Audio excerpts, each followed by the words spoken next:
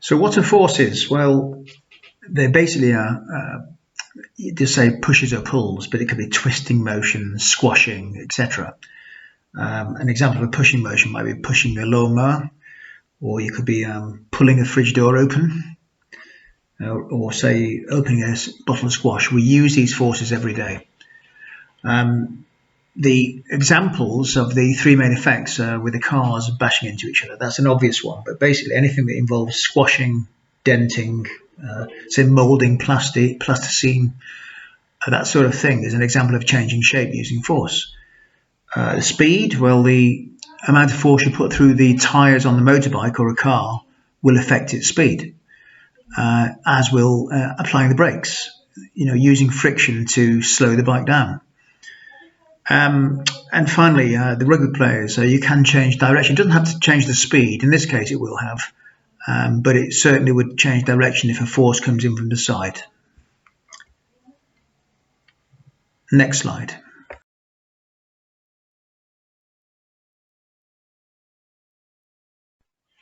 But there are two main types of force. There's the contact force and non-contact force. Now, contact force has to actually touch an object before they can affect it in any way. So, for instance, when you push a door open or throw a ball, whereas your non-contact forces can have an effect from a distance. Okay, so that's without touching the object. For example, a magnet can attract, say, an iron nail. It can pull it towards it. So magnetism would be an example of a non-contact force.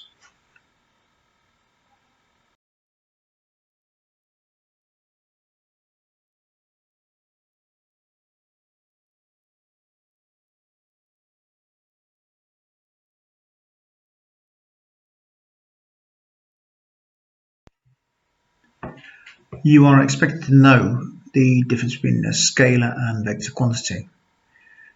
Now, they're both physical quantities. However, a scalar quantity has size only, or magnitude only. An example would be, say, volume. So if you had a beaker with 1 litre of water in it, that basically is a scalar quantity. It only has size. Whereas a vector quantity like weight has both size and direction. Okay, so if I was describing an apple and its weight was 1 Newton, I know that it's got a size of 1 Newton, but also I know that it actually acts vertically downwards, okay, towards the centre of the Earth due to gravity. Now, because of that, it's described as a vector because it has both size and direction. So weight, as well as other forces, are good examples of vectors.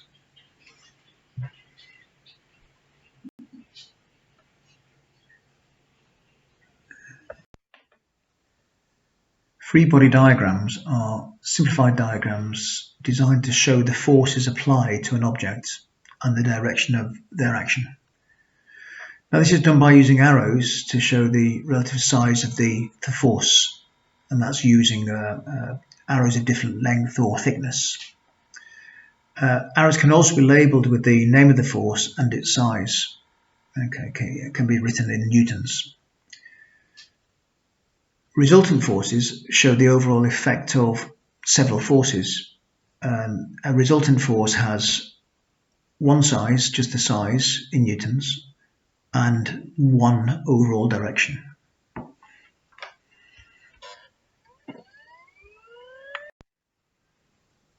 In free body diagram A, the example could be, say, a ball being thrown into the air. So you could throw the ball into the air with a thrust of 3 newtons, but acting against this in the opposite direction will be its weight, which is, in this case, 2 newtons. So overall, you'd subtract the two forces and you arrive at a figure of 1 newton for its resultant force. And note the direction of that force is upwards. Also, the arrow is in proportion to the rest of the diagram. So roughly speaking, it looks like half the size of the 2 newton weight and a third the size of the 3 newton thrust.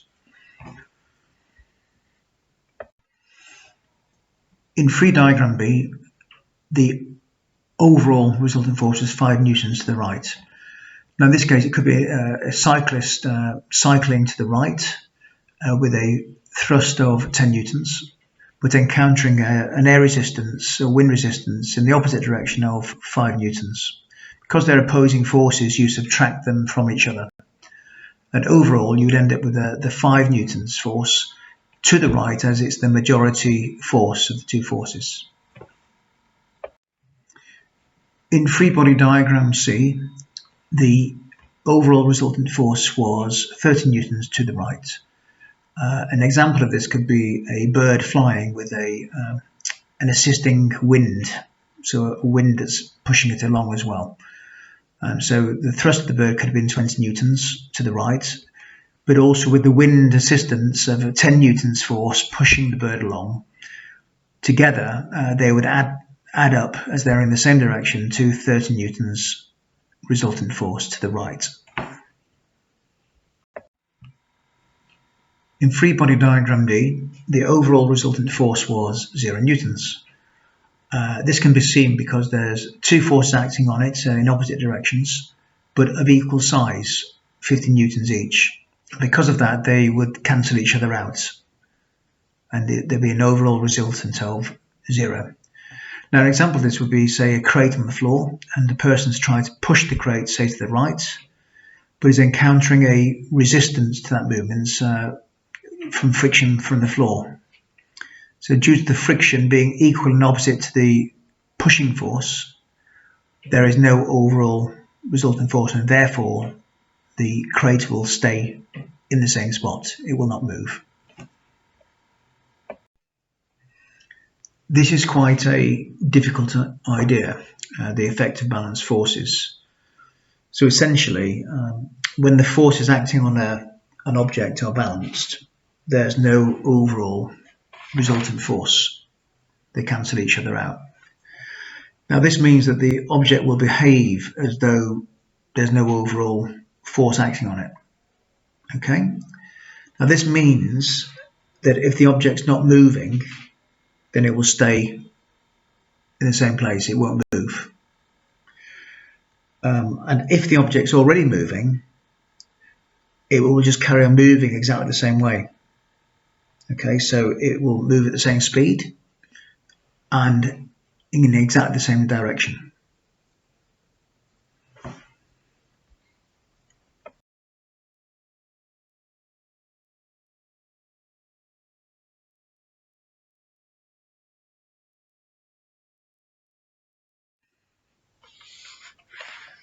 Due to the balanced forces of upthrust and weight, the ship floats in the water. Now, these forces are the same size, but act in opposite directions, and therefore result in no resultant force. Okay, so it floats. Now, the air resistance and water friction contribute to an overall drag force, tending to resist the forward motion of the boat. Okay, so it tends to actually resist the forward movement. But the thrust is much larger in this diagram than the two drag forces of air resistance and water friction. And because of that, it gives a substantial resultant force forwards to the left on the picture. Now this would cause the boat to increase in speed. It's only when the thrust balances the drag forces that the boat would continue to move at a more constant speed.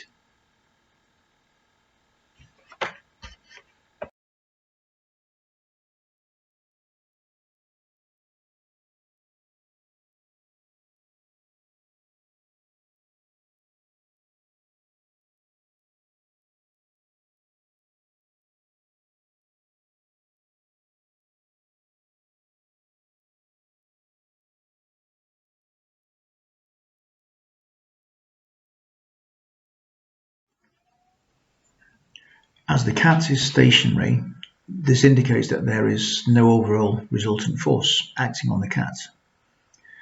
Now this suggests that the forces must be balanced, meaning that the normal or reaction force pushing up on the cat is equal to the cat's weight. That's why overall the forces are balanced.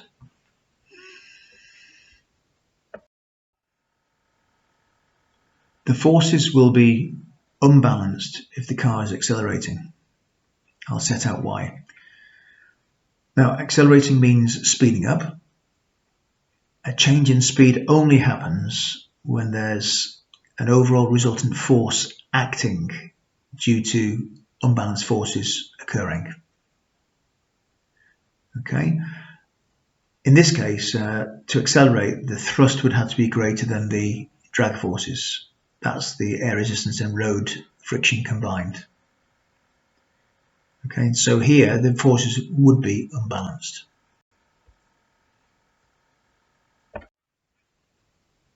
Right, the forces will be balanced when the car is travelling at constant speed. Now this is because to maintain a constant speed, there must be no overall resultant force acting on the car. Now to achieve 0 newtons resultant force, the thrust must equal the drag forces. That's the air resistance and road friction combined. So as the thrust and drag force act in opposite directions, these forces will be balanced. So there is no overall resultant force acting on the car. The car will continue to move at constant speed. Right, the forces must be unbalanced if the car is decelerating. Now, decelerating means slowing down or decreasing speed. So a change in speed only happens when there's an overall resultant force acting on an object. Now this would only arise if forces are unbalanced. So in this case, the drag forces, that's the air resistance and road friction combined, the drag force will be greater than the thrust force of the car. And this would create an overall resultant force acting against the car's direction of travel, so slowing it down.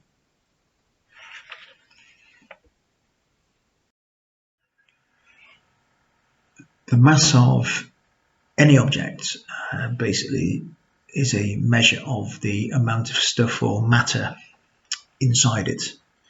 So everything that is around you has mass. Okay. However, it stays the same wherever you go. So it doesn't matter whether you're on the top of Mount Everest or the bottom of the sea or on the moon, anywhere in the universe, you have or will have the same mass. Now, mass is measured in kilograms and not in newtons, which is a measure of force and a key point to note. So a mass is actually measured in kilograms. It is also a scalar quantity, whereas weight is a vector quantity, which we'll come to in a moment. So any two objects basically exert a gravitational force on each other. So you and everything in the room you're in, is it that you're attracted to every object, and every object is attracted to you because each object, because it's got mass, will have a gravitational field. Okay. Now the effect of that gravitational pull depends on obviously the mass of the body, and that's why say an apple will fall towards Earth, but the Earth does not move towards the apple because the Earth is so massive, so its gravitational field is much stronger. That's why the apple falls down to Earth. The Earth doesn't come to you. Okay. Now, in space and different planets, you probably already know that the gravity is different. The gravitational force is different on each of these places. And the reason why is because of the difference in mass at each point. Now, gravitational field strength also is affected by how far away the objects are from each other. So in deep space, there's basically no gravity. It's so far away from anything that there's no gravity that's measurable. Now, On a planet that's with a bigger mass than Earth, the gravitational pull you'd expect to be greater. But if it's a smaller body like the Moon, you'd expect it to be less. Now, on Earth, the force exerted on a mass of 1 kilogram is about 10 newtons. So for every kilogram of mass an object has, there will be a force of 10 newtons pulling on it on Earth. However, on somewhere like the Moon, it's much smaller than that. It's only 1.6 newtons for every kilogram of mass in the object. And that's why the Moon's gravity is about a sixth of Earth's in comparison.